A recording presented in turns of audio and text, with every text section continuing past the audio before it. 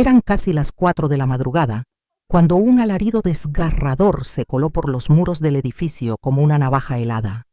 Un chillido afilado desbordado, lleno de furia cruda.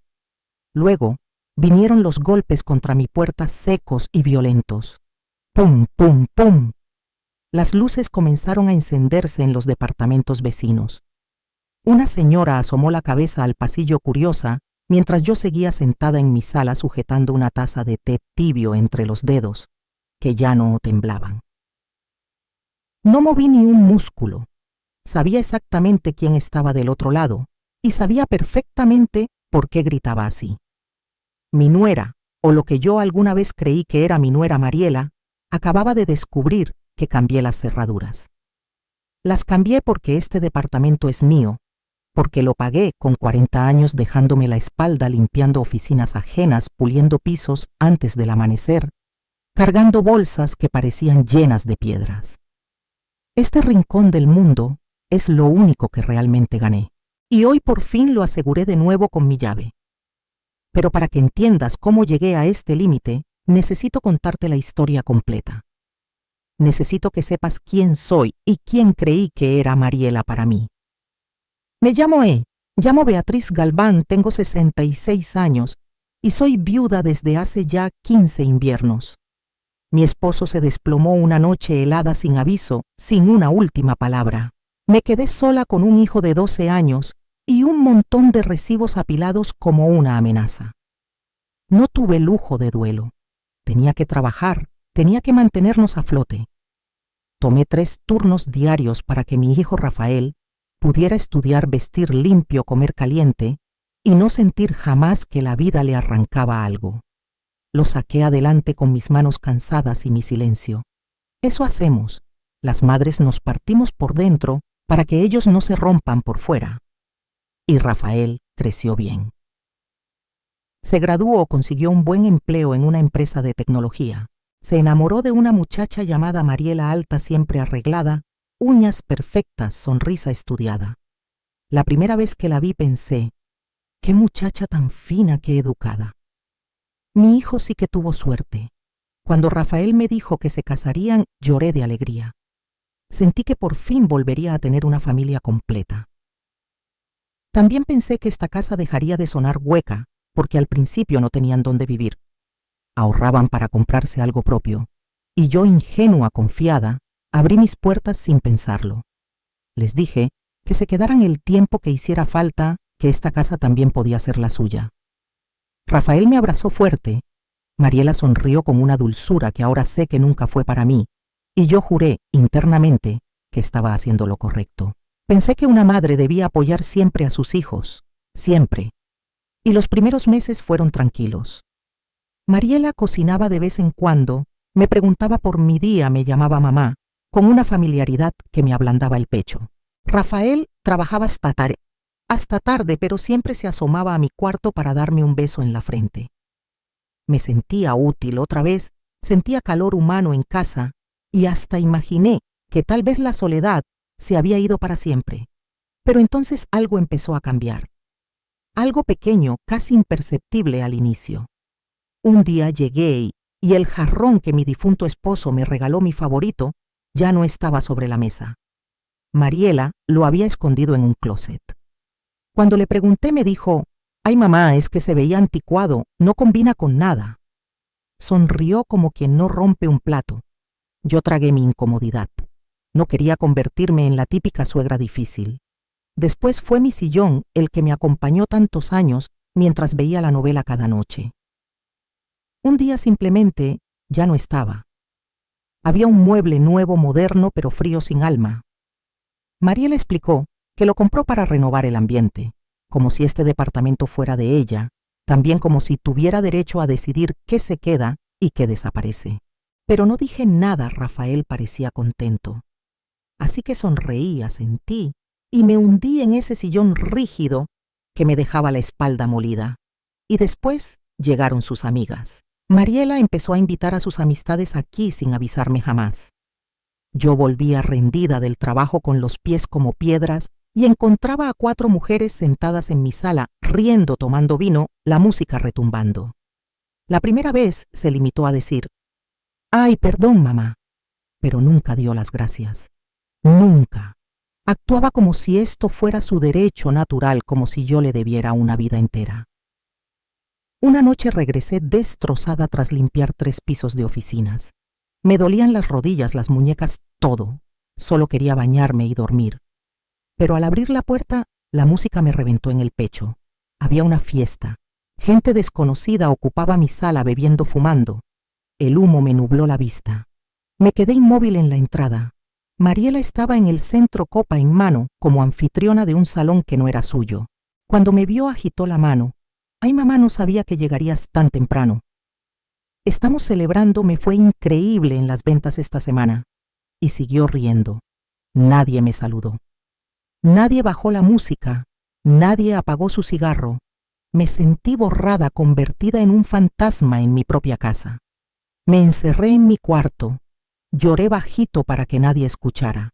La fiesta siguió hasta las 3 de la mañana, hasta que se fueron dejando un silencio que pesaba.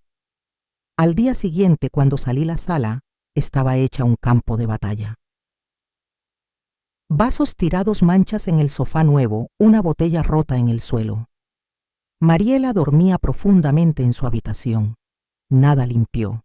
Como siempre terminé haciéndolo yo, porque si no lo hacía, nadie lo haría. 40 años limpiando las huellas ajenas, y ahora limpiaba los desastres de la esposa de mi hijo en la casa que levanté con mi sudor. Decidí buscar a Rafael en su oficina. No quería que Mariela interrumpiera. Necesitaba que él me escuchara de verdad. Le conté todo, que ya no podía soportar lo que me sentía ahogada, desplazada en mi propio hogar, que necesitaba recuperar mi espacio, mi aire, mi paz. Me escuchó, sí, pero cuando terminé soltó un suspiro largo, cansado, y me dijo, «Mamá, lo sé, pero estamos ahorrando. Solo necesitamos unos meses más. Ten paciencia, por favor». Unos meses más. Llevaban 1 año y medio. Cada día era peor. Pero asentí, porque era mi hijo, porque lo amaba, porque tenía miedo de perderlo. Tragué mi dolor una vez más y regresé a casa en silencio, con el corazón cargado, como si llevara piedras en el bolso. Pero aquella tarde ocurrió algo que me heló el cuerpo entero, como si alguien hubiera abierto una ventana en pleno invierno. Venía del mercado con las bolsas repletas, cargadas de frutas, carne y el olor a plástico tibio. Subí las escaleras lentamente porque el elevador llevaba días roto. Cada escalón rechinaba bajo mis pasos cansados. Cuando llegué a mi piso, escuché murmullos dentro de mi propio departamento. Voces desconocidas. Me quedé quieta un segundo, sintiendo el sudor frío en la nuca. Empujé la puerta con cuidado y quedé clavada al marco. Mariela estaba allí moviéndose por mi sala junto a un hombre trajeado con portafolio en mano y modales estudiados. Caminaban como si inspeccionaran un salón de ventas. Él recorría las paredes con la vista, tomaba notas rápidas, midiendo cada rincón como si ya le perteneciera. Y entonces escuché su frase dicha con la frialdad de quien valora un objeto. «Este departamento tiene buen tamaño, excelente ubicación. Podría venderse fácilmente en unos 120,000 pesos, quizá más». Mariela asintió, sonrió con esa mueca suya recién aprendida y añadió, «Perfecto. Mire, mi suegra ya está grande. Pronto va a necesitar mudarse a un lugar con más cuidados y nosotros necesitamos nuestro propio espacio. Mi suegra ya está grande, como si yo fuera un mueble viejo, como si mi vida fuera un estorbo». Las bolsas se me resbalaron. El golpe seco contra el piso los hizo girar al instante. Por un segundo, solo uno, Mariela palideció. Luego recuperó su sonrisa artificial, esa que usaba como máscara, y dijo, «Ay, mamá, qué susto me diste», señaló al hombre. «Este es el señor Duarte, agente inmobiliario. Solo me estaba dando unos consejos, ya sabes, pensando en el futuro». En el futuro de mi departamento pensé mientras el señor Duarte murmuraba algo sobre una llamada urgente y escapaba casi corriendo. Mariela se quedó parada aún sonriendo, como si yo fuera la exagerada. Le pregunté qué estaba tramando y ella respondió con una serenidad insolente, Mamá, solo estoy planeando. Rafael y yo lo hablamos. No puedes vivir sola para siempre. Este lugar es demasiado grande para ti. Dijo que sería mejor venderlo, mudarme a un sitio más adecuado, un lugar con enfermeras con gente de mi edad, un lugar de retiro, un asilo. Ella quería empujarme fuera de mi propio hogar. El único lugar que construí con mis manos agrietadas y mis noches sin dormir durante 40 años. Quería quitarme la casa y quedarse con todo. Mi voz explotó antes de que pudiera frenarla. Le ordené que saliera, que se largara ya. Ella se rió. Una risa ligera, burlona. Ay, mamá, no seas dramática. Solo pienso en lo mejor para ti. Y se metió a su cuarto como si yo no existiera. Como si no tuviera derecho a indignarme. Esa noche esperé a Rafael. Cuando llegó, le conté todo. Le enseñé la tarjeta de la gente olvidada sobre la mesa como una prueba del crimen. Le dije que Mariela quería vender mi departamento sin mi permiso. ¿Y sabes qué me contestó mi propio hijo? El mismo que crié sola, al que defendí de todo. Me dijo, mamá, no es tan grave. Solo estaba explorando opciones. Tal vez tenga razón. Quizás sería mejor que vivieras en un lugar donde puedan cuidarte. Ahí supe que lo había perdido. Que Mariela lo había moldeado a su conveniencia. Ya no me veía como su madre, sino como un peso muerto. Como algo viejo que debía guardarse. Volví a mi cuarto en silencio. No lloré. Apenas podía respirar. Y esa noche, por primera vez en muchos años, sentí un odio afilado. No hacia Rafael, a Nathaniel, sino hacia mí misma. Por permitir que me redujeran. Por confundir sacrificio con sumisión. Por intentar ser la madre perfecta a costa de mi dignidad. Pero algo se quebró. Y al quebrarse se endureció. Entendí que si no me defendía, nadie lo haría por mí. A la mañana siguiente, me levanté con una claridad nueva, como si hubiera dormido años. Me miré al espejo, una mujer cansada, arrugas marcadas pero viva. Todavía viva. Tenía 66 años, sí, pero no estaba muerta. Y ese departamento era mío, legalmente mío. Nadie podía arrebatármelo. Ni mi nuera con su sonrisa falsa, ni su ambición disfrazada de preocupación. Así que tomé una decisión, iba a defenderme, pero no a gritos, sino con inteligencia. Con pruebas. Con la ley de mi lado, porque 40 años limpiando oficinas me enseñaron algo muy claro. Los poderosos siempre tienen abogados. Los débiles deben ser más astutos. Esa tarde, después del trabajo, subí al cuarto piso a ver a Evelia, mi vecina. Evelia tiene 70 años y lleva media vida en este edificio. Es de esas mujeres que observan todo con ojos silenciosos. Toqué su puerta. Cuando vio mi rostro supo que algo grave pasaba. Me preparó un té caliente. El vapor acariciaba mi cara mientras yo hablaba. Le conté todos los muebles cambiados, mi ropa casi tirada a las fiestas de la gente, cada humillación. Evelia escuchó sin interrumpirme. Cuando terminé, tomó mi mano y dijo algo que jamás olvidaré. Beatriz, el amor de madre no es dejar que te aplasten, es enseñar respeto. Y tú nunca le marcaste límites a tu nuera. Ahora tienes que hacerlo antes de que sea demasiado tarde. Me preguntó si tenía pruebas. Le dije que no, que todo había sido verbal. Evelia reflexionó unos segundos y afirmó: entonces consíguelas. Grábala, toma fotos, guarda mensajes. Lo que sea necesario. Si esto se vuelve legal, vas a necesitar más que tu palabra. Tenía razón. Así que empecé. Compré un teléfono nuevo con una cámara decente y comencé a documentarlo todo. Cada caja que llegaba a cada fiesta, cada cosa que Mariela movía sin permiso. Y lo más importante, grabé conversaciones. No todas, solo las que revelaban su verdadera cara. No tuve que esperar mucho. Una semana después, Mariela volvió a traer a sus amigas. Yo estaba en mi cuarto, la puerta entreabierta, grabando. Escuché risas, copas chocando. Una de ellas preguntó: ¿y para cuándo se mudan ustedes? Mariela soltó esa risa aguda que ya me perforaba el estómago y respondió: ¿para qué? Este lugar ya es nuestro. Bueno, todavía está a nombre de la vieja, pero estoy trabajando en eso. Rafael casi la convence de firmar un poder notarial. En cuanto lo tengamos, podremos hacer lo que queramos, vender, rentar, lo que sea. Y ella podrá irse a un asilo. Después de todo, ya no sirve para nada más que para limpiar. Sentí que el corazón me dio un vuelco, un poder notarial. Eso significaba que podrían decidir por mí vender mi casa, mover mi dinero, dejarme en la calle. Finalmente entendí la magnitud de su plan, y por primera vez en mucho tiempo dejé de temblar. Y Rafael formaba parte del plan, mi propio hijo.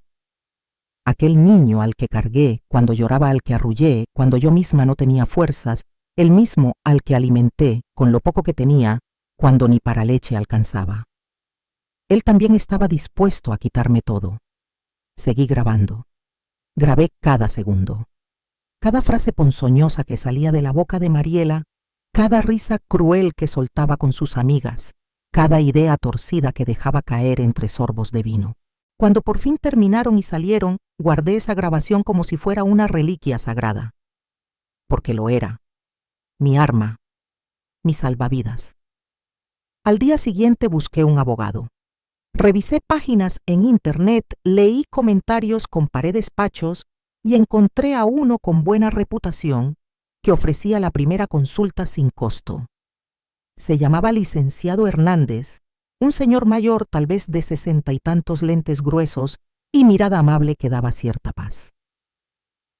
Fui a su oficina con todo grabaciones, fotos, capturas y sobre todo el famoso poder notarial que querían que yo firmara. El licenciado ya me había advertido que algo así podría venir y me explicó exactamente qué debía hacer: no mostrar miedo, no mostrar enojo, solo escuchar.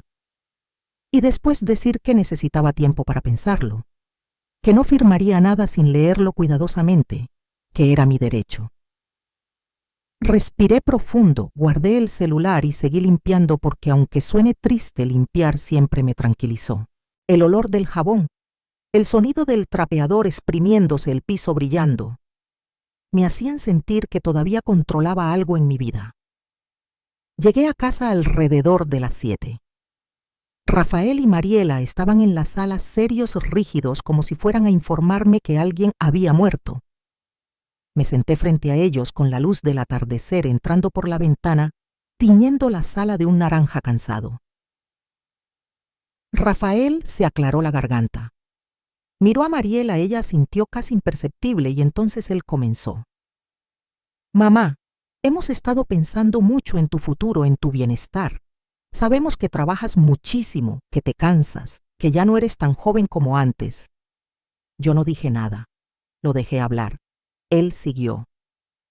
Hemos visto unas residencias muy bonitas, lugares donde hay enfermeras todo el día, donde puedes convivir con personas de tu edad, donde no tendrías que preocuparte por nada. Y creemos que sería bueno para ti. Entonces intervino Mariela con esa voz melosa que siempre sonaba falsa. Sí, mamá, es que nos preocupas. Y si te caes y estás sola, y si te enfermas, nosotros trabajamos muchísimo y no podemos cuidarte como mereces. Cuidarme... Qué ironía, pensé. Ellos jamás me habían cuidado.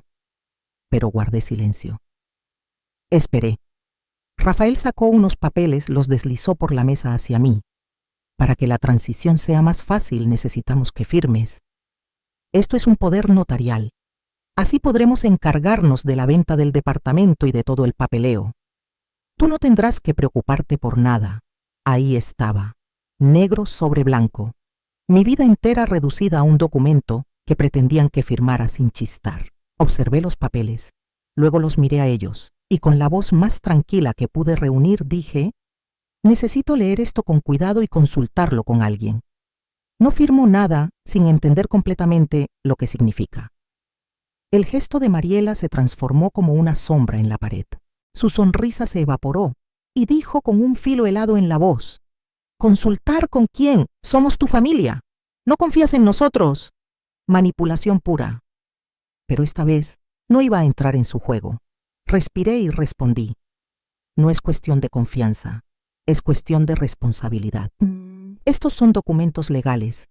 Necesito entenderlos. Rafael se tensó. Le vi la mandíbula marcarse. Mamá, no lo hagas difícil. Es solo un papel para ayudarte. Ayudarme. O dejarme sin nada. Pero no lo dije. Solo repetí: necesito tiempo. 1 semana. Mariela se levantó de golpe arrebatando los papeles de la mesa. Eres increíble. Te ofrecemos ayuda y nos tratas como si fuéramos criminales. Qué desagradecida. Se fue dando un portazo tan fuerte que hizo vibrar los vidrios. Rafael me miró con decepción, negó con la cabeza y la siguió. Me quedé sola en la sala temblando, pero también sintiendo algo que casi había olvidado: orgullo. No me quise doblegar. No firmé. Y por primera vez en años dije no. Esa noche escuché a Mariela gritar desde su cuarto. No entendí cada palabra, pero sí reconocí: terca vieja estúpida. Escuché a Rafael intentando calmarla. Y entonces llegó la frase que me partió el alma. Si no firma, tendremos que sacarla de otra forma. No podemos seguir esperando. Este departamento vale mucho dinero y no voy a perderlo por culpa de tu madre. Y Rafael no dijo nada, ni una palabra para defenderme. Solo un silencio que lo dijo todo. A la mañana siguiente llamé al licenciado Hernández. Le conté lo ocurrido. Me dijo que hice exactamente lo correcto, que jamás debía firmar y que ahora había que acelerar el plan. Me preguntó si estaba lista para el siguiente paso: cambiar las cerraduras, recuperar mi espacio, desalojarlos legalmente. Le dije que sí, que ya no podía vivir así, que prefería la soledad antes que la invasión constante. Él me aseguró que conseguiría un cerrajero de confianza, que lo haríamos cuando ninguno de los dos estuviera en casa, rápido, ordenado y totalmente legal. Elegimos un viernes. Rafael estaría en una conferencia todo el día. Mariela había mencionado que visitaría a su madre esa tarde. Era el momento perfecto. El licenciado coordinó todo: el cerrajero llegaría a las 2. Yo llamaría al trabajo fingiendo enfermedad. Y para las 4, mi hogar tendría cerraduras nuevas. Nadie entraría sin mi permiso. Nadie. La idea me daba miedo, sí, pero también una libertad que no había sentido en décadas. Por fin decidiría yo quién podía cruzar mi puerta. Los días previos fueron una tortura silenciosa. Mariela actuaba como si nada hubiera pasado. Paseaba por mi casa como si fuera suya. Traía cajas nuevas, movía objetos. Un día la escuché por teléfono hablando de remodelar la cocina. Mi cocina. Soltaba ideas sobre colores, gabinetes nuevos, cambiar todo el espacio. Como si yo ya estuviera fuera, como si mi existencia fuera una molestia pasajera. Y quizá en su mente Mariela ya me había borrado del mapa, pero yo seguía aquí más viva de lo que imaginaban, y muy pronto lo descubrirían de la peor manera. La noche del jueves casi no pude cerrar los ojos. Permanecí acostada mirando el techo iluminado apenas por las luces lejanas del barrio que entraban por la ventana. Pensaba en todo lo que estaba a punto de ocurrir, en cómo reaccionarían cuando encontraran la puerta cerrada, en si Rafael algún día podría perdonarme, y en si yo estaba tomando la decisión correcta. Pero entonces recordé la voz de Belia retumbando en mi cabeza. El amor de madre no significa dejar que te pisoteen. Y recordé también las palabras firmes del licenciado: no eres una mala madre por defenderte. Pero lo más importante fue otra cosa: recordar quién había sido yo antes de que todo esto me aplastara. La mujer que hacía 3 turnos seguidos, la que crió sola a un hijo sin rendirse jamás, la que enfrentó la vida con las manos partidas y la espalda rota. Esa mujer no había muerto, solo estaba dormida esperando a que yo la llamara. Y al amanecer del viernes, despertaría rugiendo. Llegó el día. Me levanté aún antes de que sonara el despertador. Preparé café y lo tomé frente a la ventana. El sol apenas empezaba a asomarse pintando la calle con un tono dorado suave, casi engañoso. Todo parecía tranquilo, demasiado tranquilo para lo que estaba por venir. Rafael salió a las 7. Me dio un beso en la frente, ese gesto automático que hacía desde niño. No sabía que sería el último en mucho tiempo. Mariela salió a las 9. Ni un adiós, ni una mirada. Solo el taconeo rápido, el bolso al hombro y la puerta cerrándose. Cuando sus pasos se alejaron por el pasillo, pude respirar. Por primera vez en meses, respiré hondo sin sentir ojos vigilándome. Llamé al trabajo y dije que estaba indispuesta. La temblorina en mi voz hizo el resto. No era enfermedad, era miedo, nervios, anticipación. Luego marqué al licenciado Hernández. Le avisé que ya estaban fuera, que todo estaba despejado. Él me dijo que el cerrajero llegaría en 1 hora y que mientras tanto reuniera cualquier objeto de valor que pudiera estar en áreas comunes. Obedecí. Caminé por la casa recogiendo pedazos de mi vida, el jarrón que perteneció a mi esposo, las fotos antiguas que aún colgaban en la sala, la cajita de recuerdos que guardaba en un rincón. Los llevé uno por uno a mi habitación y cada objeto guardado era como volver a coser un pedazo de mí que ellos habían intentado arrancar. A las 2 en punto sonó el timbre. Era el cerrajero, un muchacho educado con manos ágiles y mirada respetuosa. Me mostró su identificación y le conté muy brevemente lo necesario. Él asintió con calma. Me dijo que había visto situaciones similares más veces de las que quisiera admitir que no me preocupara, que en media hora estaría todo listo. Comenzó a trabajar. Me senté en el sofá escuchando el zumbido del taladro, el golpecito metálico de las piezas nuevas, encajando el chasquido seco de la cerradura antigua al desprenderse. Cada sonido era un respiro. Cada pieza instalada era un muro protector, más una forma de declarar: esta es mi casa. Nadie vuelve a cruzar sin mi permiso. 30 minutos después me entregó 2 juegos de llaves nuevas. Brillaban bajo la luz de la sala. Pesaban más de lo que imaginaba. O quizá era yo quien las sentía tan poderosas. Las apreté contra mi pecho y rompí a llorar. Lloré por alivio, lloré por miedo, lloré por culpa, pero sobre todo, lloré por libertad. Por primera vez en muchísimo tiempo sentí que la casa volvía a pertenecerme, que mi vida me pertenecía otra vez. Me limpié las lágrimas, tomé aire y empecé a prepararme para lo inevitable. Mariela no se quedaría tranquila. Una vez que descubriera que no podía entrar, haría un escándalo de proporciones bíblicas. El licenciado Hernández llegó puntual a las 4. Tocó la puerta con la señal acordada: 3 golpes, una pausa, 2 golpes. Le abrí. Entró con su portafolio y me preguntó cómo me sentía. Le dije la verdad, aterrada, pero firme. Sonrió con esa calma que solo tienen los hombres que han visto demasiadas batallas legales. Me aseguró que era normal, que lo importante era no vacilar. Me entregó un sobre. Dentro había una carta redactada por él, una notificación formal en la que se indicaba que Rafael y Mariela tenían 30 días para desalojar el departamento, que cualquier intento de forzar la entrada sería considerado allanamiento, que yo podía llamar a la policía sin dudarlo. Me explicó que cuando ellos llegaran y no pudieran entrar, debía deslizar la carta por debajo de la puerta, sin abrir, sin discutir, sin dar explicaciones, solo la carta. Y silencio.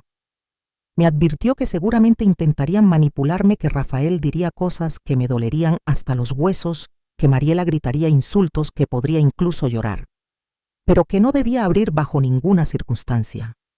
Le prometí que no lo haría, aunque el alma me doliera solo de imaginar la cara de mi hijo al encontrarse afuera. El licenciado se quedó conmigo hasta las 6. Nos sentamos a tomar té, mientras el ventilador giraba lentamente cortando el aire denso. Hablamos de banalidades. Yo sabía que él trataba de distraerme y lo agradecí. A las 6 se fue. Me dio nuevamente su número personal y me pidió llamarlo ante cualquier cosa. Me quedé sola con mis llaves nuevas, con mi decisión, con mi miedo. Las horas avanzaron con una lentitud tortuosa. Me senté en la sala, ahora silenciosa, sin cajas, sin voces ajenas, sin música retumbando. Solo yo y el silencio. Ese silencio hermoso que había olvidado cómo sonaba. Encendí la televisión, puse las noticias, pero no veía nada. Mi mente estaba en la puerta en el momento que sabía que estaba por llegar. Y entonces a las 11 de la noche escuché el ascensor. Pasos, voces. Rafael y Mariela estaban de regreso. El corazón me golpeó el pecho tan fuerte que pensé que iba a delatarme. Escuché la llave entrar en la nueva cerradura y luego ese sonido que cambiaría todo. El giro inútil de una llave que ya no abre. El metal chocando en vano. El chasquido seco del mecanismo negándose. Silencio. Luego la voz de Mariela irritada. ¿Qué pasa? ¿Por qué no abre? Rafael lo intentó otra vez. Nada. Otra vez. Nada. Y entonces lo escuché decir confundido. No sirve. La llave no sirve. Mariela probó con la suya desesperada. Tampoco. Y allí estalló todo. Primero confusión. Luego miedo. Y después furia pura. Mariela empezó a golpear la puerta con la palma abierta. «Mamá, abre la puerta. La llave no sirve. Ábrenos». Mientras tanto yo permanecí sentada en el sofá, con el sobre entre las manos respirando. Solo respirando. Los golpes empezaron a sonar con más rabia, más urgencia, como si quisieran arrancar la puerta de cuajo. «Beatriz, abre esta puerta ahora mismo». «¿Qué hiciste?» «Cambiaste las cerraduras, estás loca». La voz de Mariela retumbaba en el pasillo áspera, fuera de control. Luego, escuché a Rafael sumarse a los golpes, su voz más temblorosa que airada. «Mamá, abre».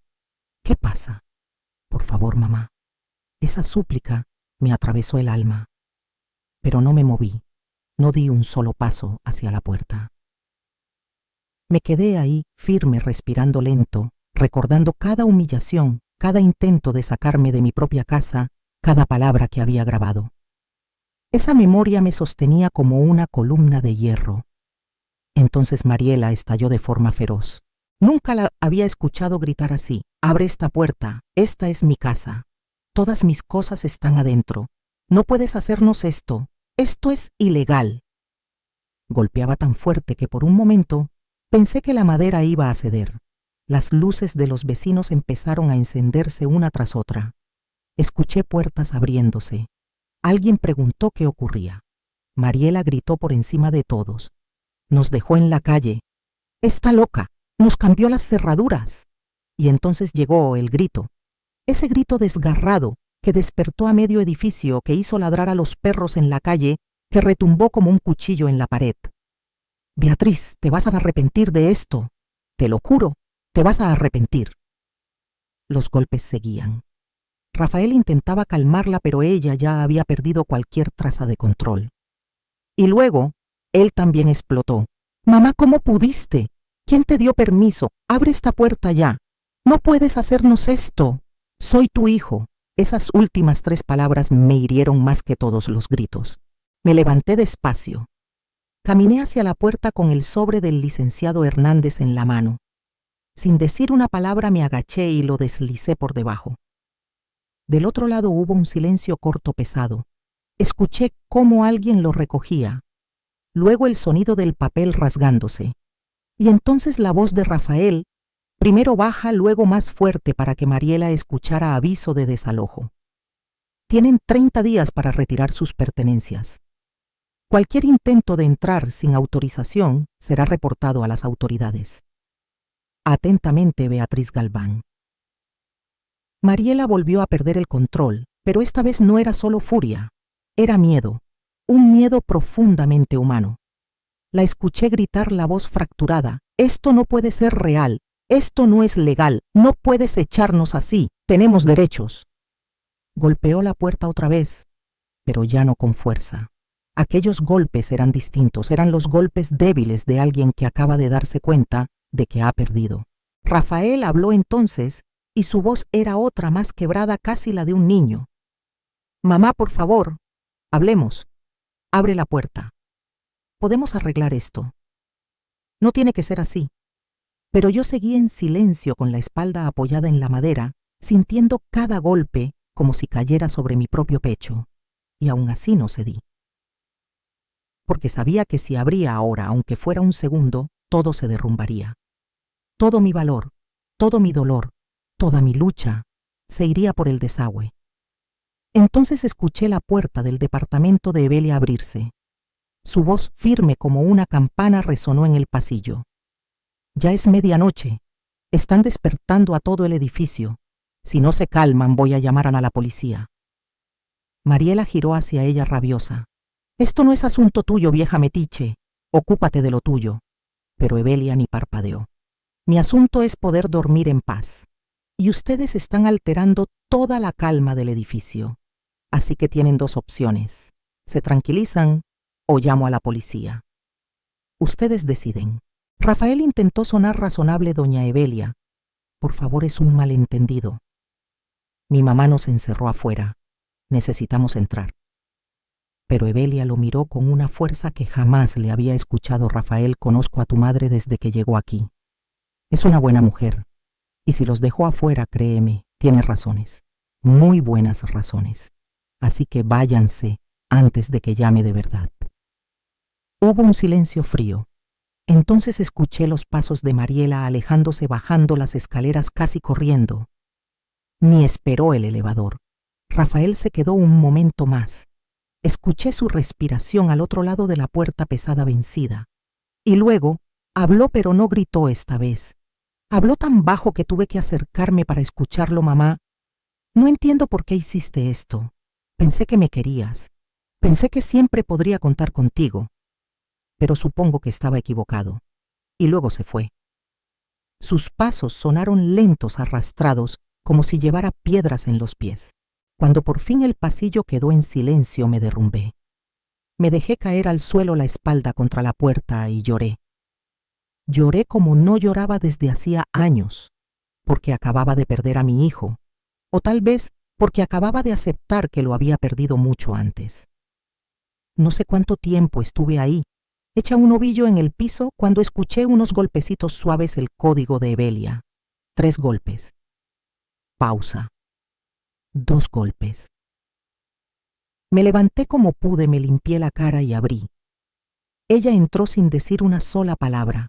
Me abrazó fuerte y yo volví a romperme, pero esta vez de un modo distinto. No era desesperación, era alivio, era ser vista por alguien. Nos sentamos en el sofá, mientras el vapor del té llenaba el aire tibio reconfortante. Cuando pude hablar, le pregunté con la voz hecha añicos. Hice lo correcto. Ella tomó mi mano, la apretó y me miró con esos ojos que habían visto demasiada vida. Beatriz, hiciste lo único que podías hacer, defenderte. Y eso nunca está mal. Nunca. Me contó que había escuchado todo, que los vecinos también, que muchos habían visto a Mariela entrar con cajas con gente extraña, habían escuchado las fiestas, los gritos. Todos lo sabían. Pero nadie sabía cómo ayudarme. Y ahora, por primera vez, todos estaban de mi lado, que si necesitaba testigos, ella sería la primera en declarar. Sus palabras me dieron una fuerza que no recordaba tener. Esa noche, mientras Evelia se quedó conmigo hasta casi las 2 de la madrugada, entendí algo que no había querido ver en meses. No estaba sola. Había gente que me veía, que me creía que entendía mi dolor. Cuando por fin se fue, me sentí un poco menos rota, un poco menos abandonada. Fui a la cama, pero el sueño nunca llegó. Me quedé acostada mirando el techo con la luz tenue del farol de la calle proyectándose en líneas sobre las paredes. Pensé en Rafael, en su carita de cuando era niño, en cómo me abrazaba cuando tenía miedo, en las veces que me decía, eres la mejor mamá del mundo. ¿En qué momento dejó de verme como su madre para empezar a verme como un estorbo? ¿En qué curva del camino se me perdió ese niño? No tenía respuestas, solo un dolor que apretaba como un puño cerrado. Pero también tenía algo más. Tenía mi casa, mi paz, mi dignidad, y por ahora, eso tenía que bastar. Los días siguientes fueron extraños.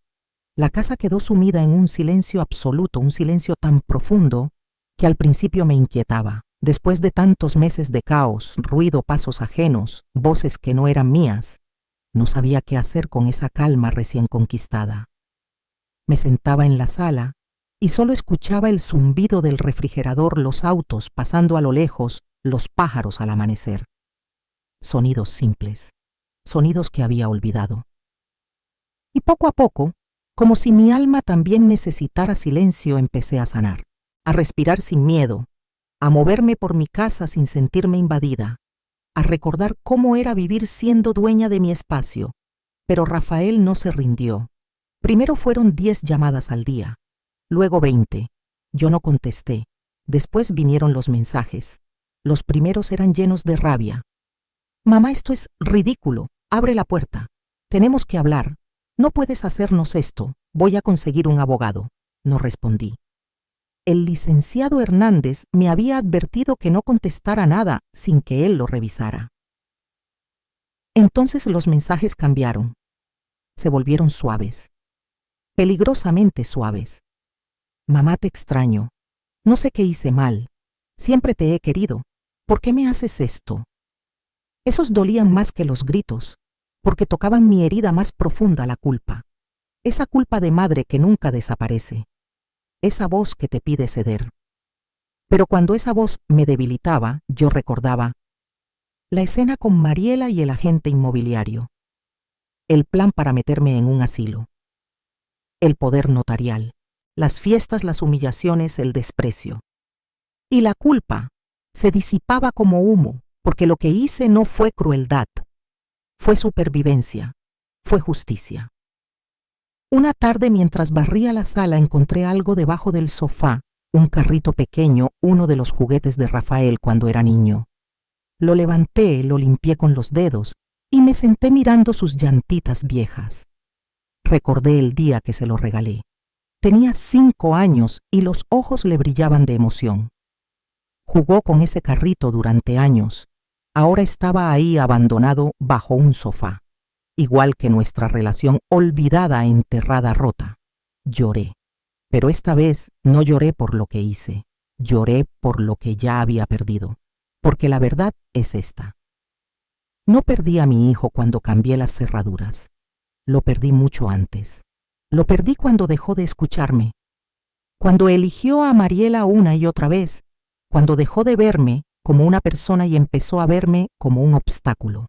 Cambiar las cerraduras solo hizo visible una ausencia que llevaba años creciendo. Guardé el carrito en mi caja de recuerdos junto con fotos, cartas, dibujos, todo lo que quedaba del niño que crié, porque el hombre en el que se convirtió ya no era mío. Tal vez nunca lo fue del todo. Pasó una semana. Los mensajes se hicieron menos frecuentes, luego esporádicos, y un día simplemente cesaron. Silencio total. No sé si ese silencio me alivió o me rompió más, porque significaba que se había rendido, que había elegido resentirse, que había elegido a Mariela. Pero también significaba que yo era libre, que podía empezar a reconstruirme, aunque doliera, aunque algunas noches me despertara con el pecho apretado. Sabía que había hecho lo correcto, porque a veces amar es soltar, y a veces sobrevivir es cerrar puertas. Incluso si detrás de ellas está tu propio hijo. 3 semanas después del cambio de cerraduras, recibí una llamada del licenciado Hernández. Me dijo que Rafael había contactado a un abogado, que estaban intentando argumentar que yo no tenía derecho a echarlos, que el tiempo que habían vivido allí les otorgaba derechos como inquilinos. Sentí el corazón acelerarse. Le pregunté al licenciado si podían ganar. Él soltó una risa tranquila, casi divertida. Me aseguró que no. Nunca pagaron renta, no existía contrato, solo vivían ahí porque yo se los permití. Y esa buena voluntad había terminado. Dijo que cualquier juez estaría de mi lado, más aún con todas las pruebas, grabaciones, fotos, testimonios de vecinos. Me pidió que no me preocupara, que él manejaría todo y que pronto recibiría una carta del abogado de Rafael, que no debía contestarla, solo reenviársela. Tal como dijo la carta, llegó 4 días después. Era larga, cargada de términos legales que apenas comprendía, pero el mensaje era claro, como el agua. Rafael me acusaba de abandono emocional, de crueldad, de haberlos echado sin motivo. Decía que me había cuidado por años, que yo estaba actuando irracionalmente por mi edad, que probablemente necesitaba atención psiquiátrica. Cada palabra era un dardo envenenado. Mi propio hijo, usando mi edad como arma contra mí. Era exactamente lo que Mariela había planeado, y él lo estaba ejecutando. Envié la carta al licenciado Hernández. Me llamó 2 horas después, y su voz, por primera vez desde que lo conocí, sonaba molesta, profundamente molesta. El licenciado Hernández me dijo que aquella carta no solo era un insulto, una manipulación descarada, sino también una bendición disfrazada.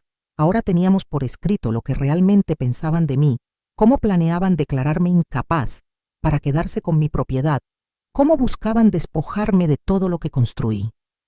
Me aseguró que respondería con todas las pruebas reunidas, las grabaciones donde Mariela hablaba del poder notarial, las fotos del agente inmobiliario, dentro de mi departamento cada detalle. Me dijo que una vez enviado cualquier juez, vería con claridad quién era la víctima en todo aquel enredo. Sentí un alivio tenue, pero también una tristeza que me caló hondo. Esto ya no era un conflicto familiar, era una guerra legal fría, impersonal, devastadora. Los días se volvieron semanas. Seguí en mi rutina: trabajar, limpiar oficinas, volver a casa. Pero mi casa ya era otra. Poco a poco empecé a recuperar mis rincones. Saqué los muebles horribles que Mariela había impuesto. Los saqué al pasillo y luego directo a la basura.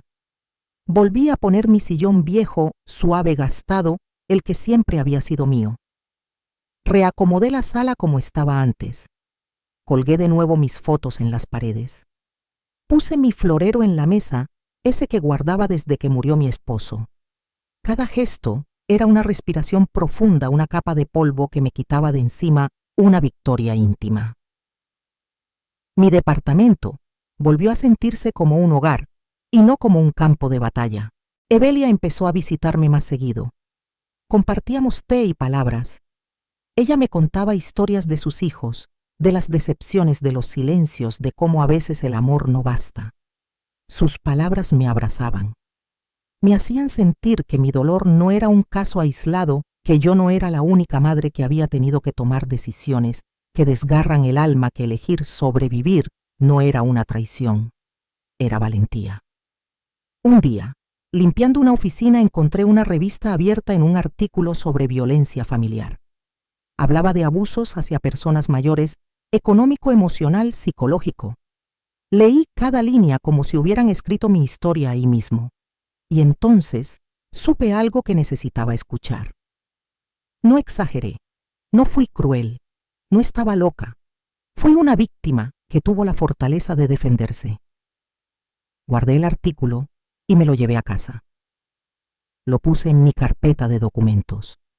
No para enseñárselo a nadie, sino para recordármelo a mí misma cuando la culpa intentara volver. Pasó el primer mes, luego el segundo.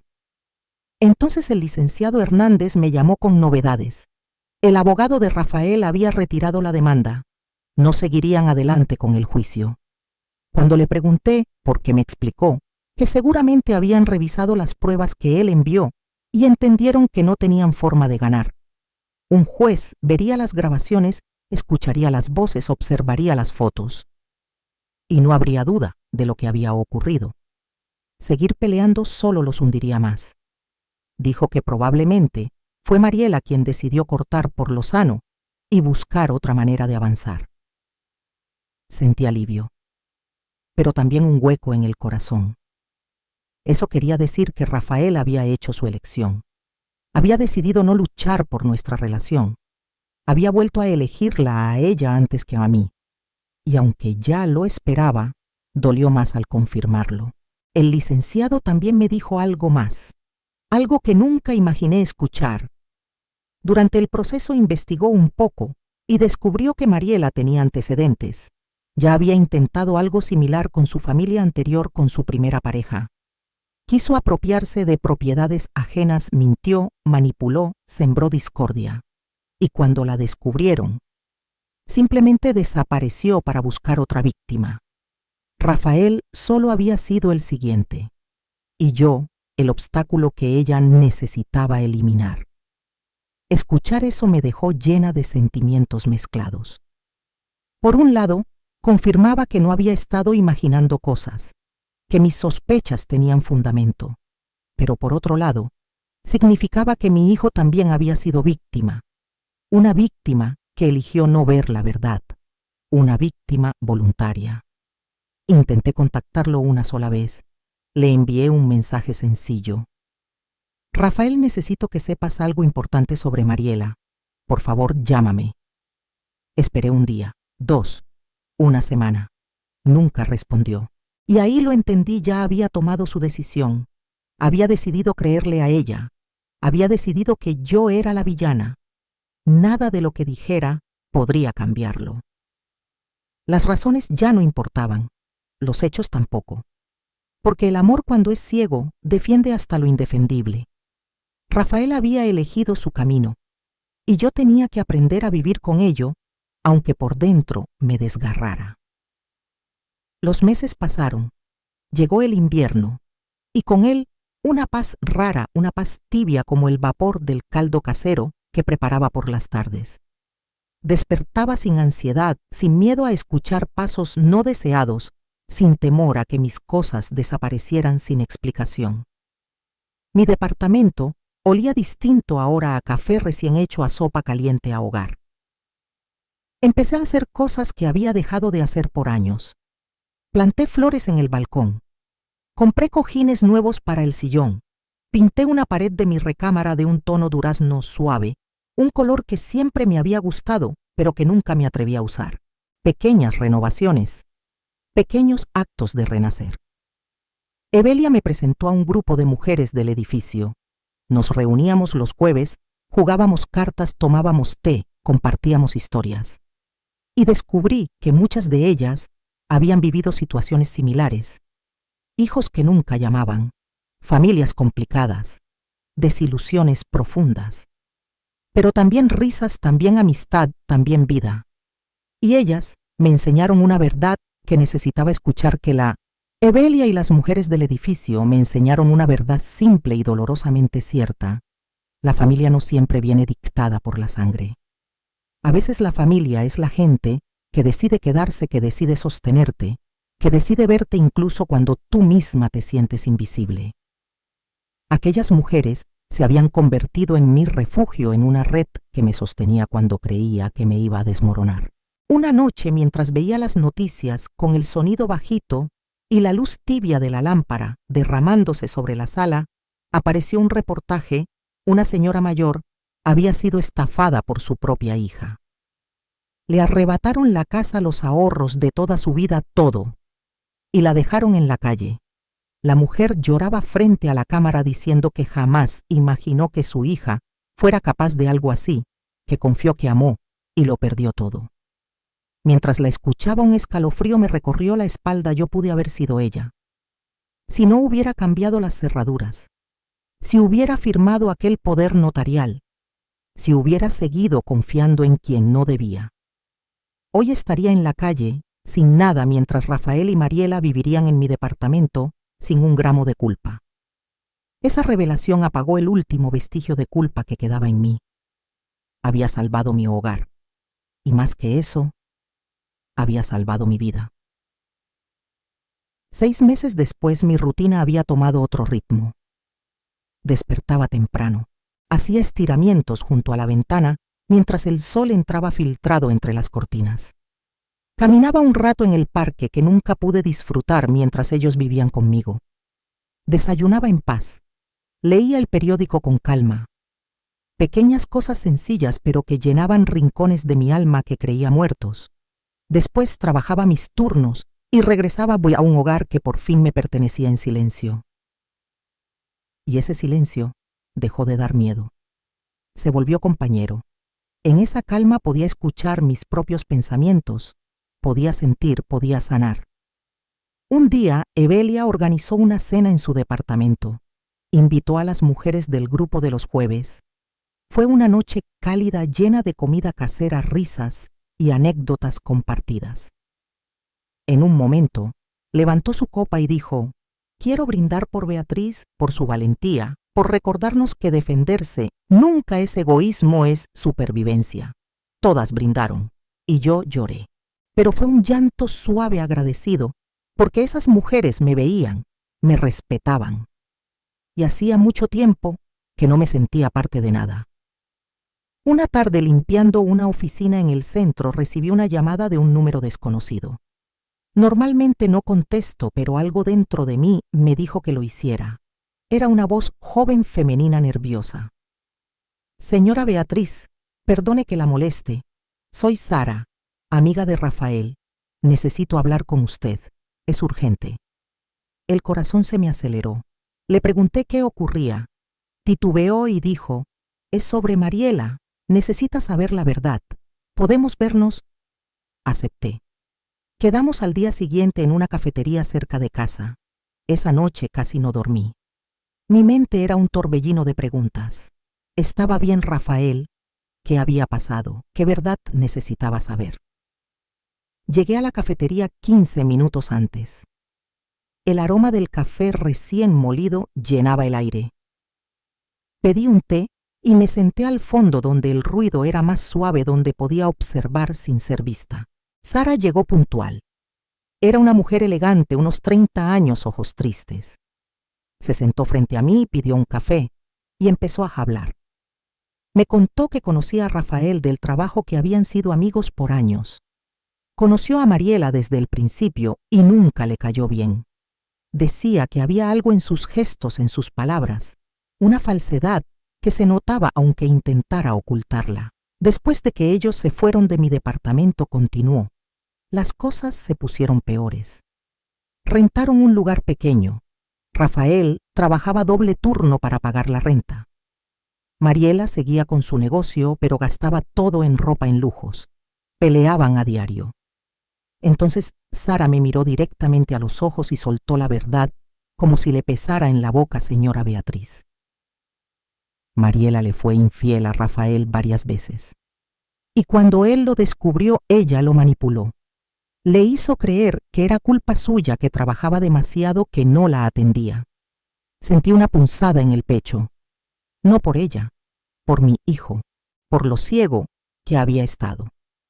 Pero Sara no había terminado. Hace 2 semanas Rafael me llamó llorando. Mariela se fue, lo dejó. Se llevó todo lo de valor, sus ahorros, su computadora, su ropa cara, todo. Y desapareció. Rafael estaba destruido, solo. Y recién empezaba a ver lo que yo había visto desde el principio. Le pregunté por qué me contaba eso. Sara suspiró. Porque Rafael no va a llamarla.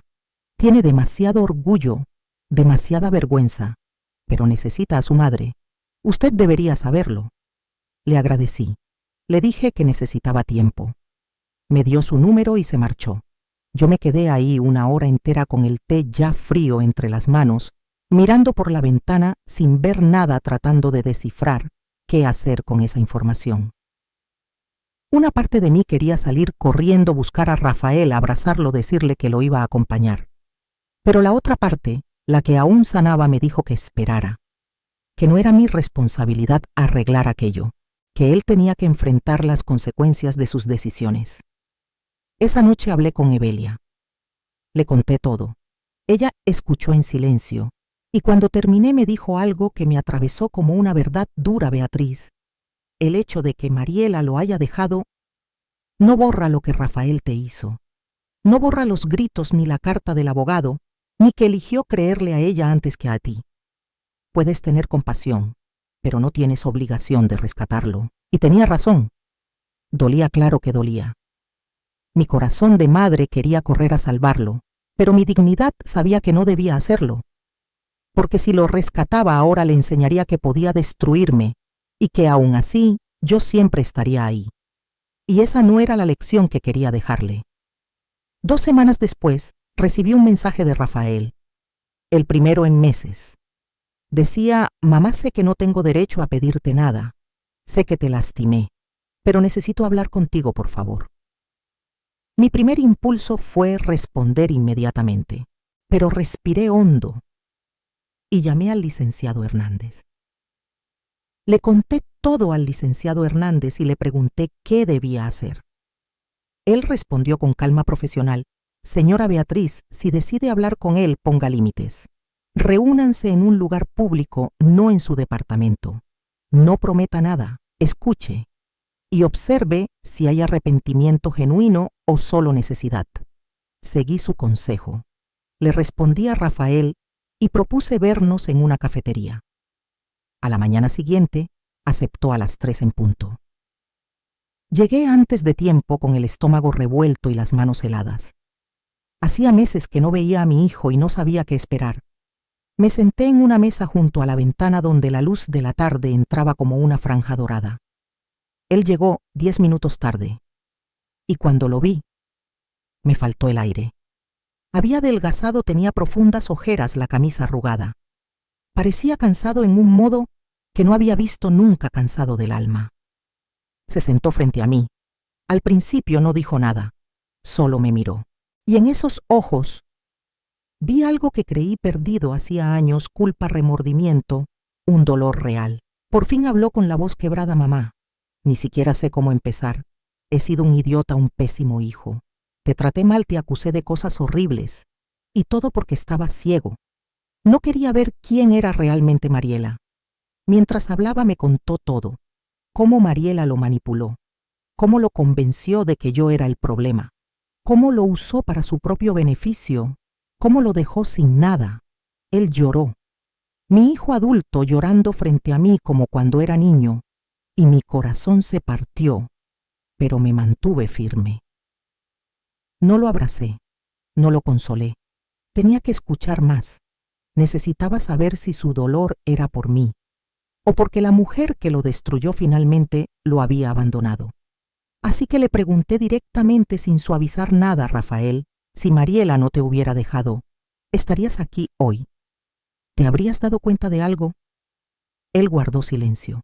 Bajó la mirada, pensó, y finalmente dijo con brutal honestidad: probablemente no. Y esa frase me desgarró, pero también me iluminó. Era verdad cruda e hiriente, pero verdad al fin. Le pregunté entonces qué esperaba de mí. Respiró hondo antes de responder. No espero que me perdones, ni que me recibas de vuelta. Solo necesitaba decirte que lo siento, que tenías razón en todo, que debí escucharte, que debí defenderte, y que perder tu confianza ha sido el precio más alto que he pagado en mi vida. Más que perder a Mariela, más que perder dinero. Perderte a ti fue lo peor, y es mi culpa. Sus palabras me estremecieron, porque por primera vez no eran excusas, eran verdad, eran responsabilidad. Le dije que agradecía su sinceridad y su disculpa, pero que no podía borrar con una conversación todo el dolor acumulado, que necesitaba tiempo, que la confianza rota no se remienda con palabras, sino con acciones, y que eso tomaba tiempo, a veces mucho. Él asintió. Dijo que lo entendía, que no me pediría más de lo que yo pudiera dar, que respetaría mi ritmo, y que si algún día llegaba a perdonarlo lo consideraría un regalo que no merecía. Hubo un silencio largo entre ambos. Entonces le pregunté: ¿estás bien? ¿Tienes dónde vivir? Rafael asintió y explicó que estaba rentando un cuarto pequeño, que trabajaba turnos dobles para recuperarse, que estaba yendo a terapia, intentando entender cómo había permitido todo aquello, cómo había perdido tanto de sí mismo. Nos despedimos ahí. No hubo abrazos ni promesas. Solo un entendimiento silencioso. Aquello era un comienzo, o quizá un pian pan bisquis, un final. Y estaba bien no saber cuál. Regresé a casa con el pecho revuelto, alivio por la disculpa, tristeza por todo lo perdido, y cautela, mucha cautela, porque las palabras vuelan pero los actos pesan. Esperé el tiempo necesario, las semanas pasaron. Rafael enviaba mensajes breves de vez en cuando, que había terminado un proyecto, que fue al parque donde jugaba de niño, que estaba leyendo un libro que yo le recomendé hace años, Ventanas pequeñas a su vida. Yo respondía amable pero distante. Seguía protegiendo mi paz. Un día Evelia me preguntó si pensaba perdonarlo. Le dije la verdad. No lo sé. El perdón no es un interruptor, es un proceso lento, doloroso. Quizá llegue un día, quizá no. Y está bien, porque esa era la verdad. Podía vivir con esa incertidumbre.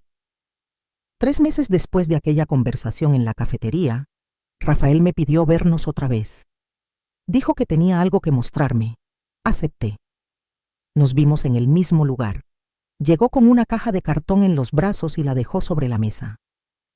Empezó a sacar objetos. Mi florero, el que Mariela había escondido en un closet. Fotos familiares desaparecidas. Mis sábanas viejas. La cobija que me regaló mi esposo. Cosas que creí perdidas para siempre. Le pregunté cómo las tenía. Me explicó que cuando Mariela se fue dejó varias cajas atrás. Cajas con cosas que había tomado de mi departamento sin permiso, cosas que planeaba vender o tirar. Rafael las encontró, las limpió, las guardó y ahora me las devolvía. Sé que esto no compensa todo, pero quería devolverte lo que siempre fue tuyo. Tomé el florero.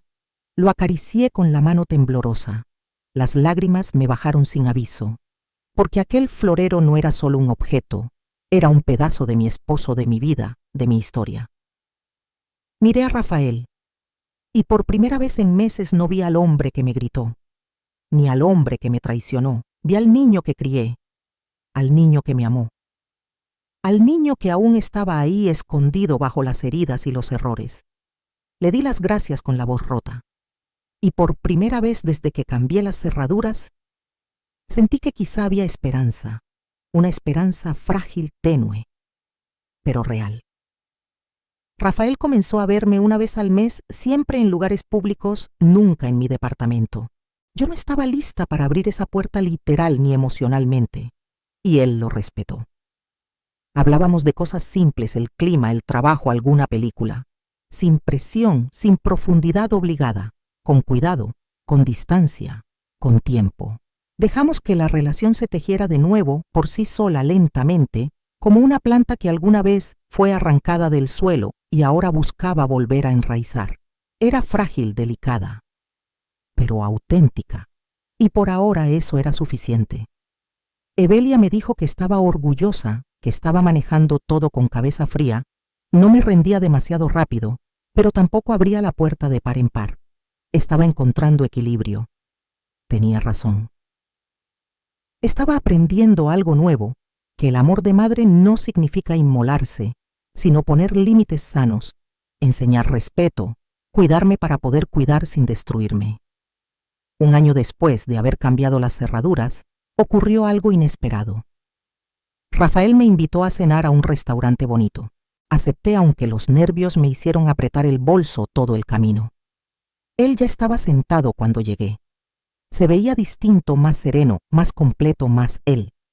Pedimos la comida, y cuando el mesero se alejó, sacó algo de su bolsillo, una llave sencilla. Me la entregó. Le pregunté qué era. Él sonrió con una melancolía suave. Es la llave de mi nuevo departamento. Un lugar que pagué yo solo con mi trabajo. Quiero que la tengas, no para que vengas mañana, sino para que sepas que siempre habrá un lugar para ti, cuando tú estés lista. Tomé la llave y la sostuve un momento. Lo que sentí fue extraño, un orgullo que me calentó el pecho, orgullo por el hombre que había decidido convertirse. Le dije que estaba orgullosa de él, que podía ver cuánto había crecido. Y entonces ocurrió algo que no había pasado en un año. Lo abracé. Un abrazo breve, un poco torpe, pero real. Cuando nos separamos, él tenía lágrimas en los ojos. Gracias por no rendirte conmigo, murmuró. Gracias por enseñarme la lección más dura y más importante de mi vida. Le respondí que los hijos no llegan con manual, que ambos habíamos cometido errores, que ambos habíamos aprendido, y que esto no era un final feliz, sino un nuevo comienzo más honesto, más sano, con límites claros y respetados. Los meses siguientes, nuestra relación siguió creciendo despacio, pero firme. Cuando me invitó a su departamento por primera vez, fui. Era pequeño, sencillo, pero suyo.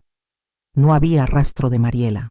Solo un hombre reconstruyendo su vida desde los escombros. Me cocinó pasta con salsa de jitomate, el mismo platillo que yo le preparaba de pequeño. Mientras comíamos hablamos de cosas que nunca antes habíamos mencionado, sus miedos, sus culpas, la forma en que Mariela llenó un vacío que él no sabía que tenía. y cómo perderme casi lo derrumba. Yo también compartí mi verdad, el miedo que sentí al quedarme sola. La oscuridad de las noches después del cambio de cerraduras, la duda que me ahogaba el apoyo de Evelia y de las mujeres del edificio que se convirtieron en mi familia elegida. Rafael me preguntó con cautela si algún día podría volver a mi departamento. Le dije la verdad, que no lo sabía. Ese espacio aún era mi refugio, mi santuario, y necesitaba mantenerlo así intacto, protegido. Él lo entendió sin discutir. Me dijo que esperaría, que no me presionaría, que demostraría con actos, no palabras, que había cambiado, que era digno de una segunda oportunidad. Aquella noche, al regresar a casa, me senté en mi sillón viejo y miré mi departamento, las paredes que había recuperado, la paz que había defendido. Sentí algo que no había sentido en años, una serenidad plena. No había ganado una guerra contra mi hijo. Había ganado la batalla más importante, la que libré por mí misma, por mi derecho a existir en mi espacio sin miedo. 2 años después del cambio de cerraduras, mi vida era completamente distinta. Seguía trabajando, pero menos horas. Había ahorrado lo suficiente para darme respiros. Pasaba tardes con Evelia y las mujeres del edificio. Había adoptado un gato viejo que nadie quería en el albergue Chispa. Se dormía junto a mí en el sofá todas las noches, ronroneando como si me recordara que yo también merecía ternura. Rafael y yo nos veíamos cada 2 semanas, a veces en su departamento, a veces en un café, hasta que un día la balanza se inclinó. Yo misma lo invité al mío. Fue raro tenerlo dentro de esas paredes otra vez, pero esta vez era diferente. Esta vez, él entró como invitado, no como dueño. Respetó cada rincón, cada silencio. Tomamos café, hablamos. Él miró las fotos en la pared, las mismas que Mariela había escondido y que yo había devuelto a su lugar. Me preguntó por Chispa y le conté cómo lo encontré. En un momento, mientras la luz del atardecer entraba cálida por la ventana, entendí algo profundo. Había perdonado, no del todo. Quizá nunca al 100%, pero lo suficiente. Lo suficiente para convivir sin rencor. Lo suficiente para seguir adelante sin cargar cadenas. El perdón había sido un proceso lento, 2 años de pasos pequeños, de límites respetados, de actos constantes. Ya podía respirar en la misma habitación que mi hijo, sin que el pasado me quemara. Cuando Rafael se fue esa tarde, me quedé de pie en la puerta, la misma puerta cuyas cerraduras cambié aquella noche decisiva. Pensé en la mujer, que era entonces asustada, invadida, perdida en su propio hogar. Y pensé en la mujer que soy ahora, fuerte, independiente, dueña de su espacio. Sonreí, porque entendí que proteger tu paz no es egoísmo, es supervivencia. Y que cambiar las cerraduras fue apenas el primer paso para recuperarme. Aprendí que el amor no significa soportarlo todo, que decir no también es amar, pero amarte a ti. Que los límites no destruyen las relaciones, los límites protegen las relaciones que merecen existir. Esa noche, mientras preparaba la cena, Chispa se enredó entre mis piernas. Evelia tocó la puerta para invitarme a jugar cartas. Mi teléfono vibró con un mensaje de Rafael: gracias por hoy, mamá, te quiero. Entonces entendí que eso era la felicidad, no perfecta, no sin cicatrices, pero real, honesta, mía. Cerré los ojos, respiré hondo y me dije en voz baja: a veces para recuperar tu paz no es la cerradura la que debe cambiar, ¿no? Son las personas a las que decides permitir la entrada.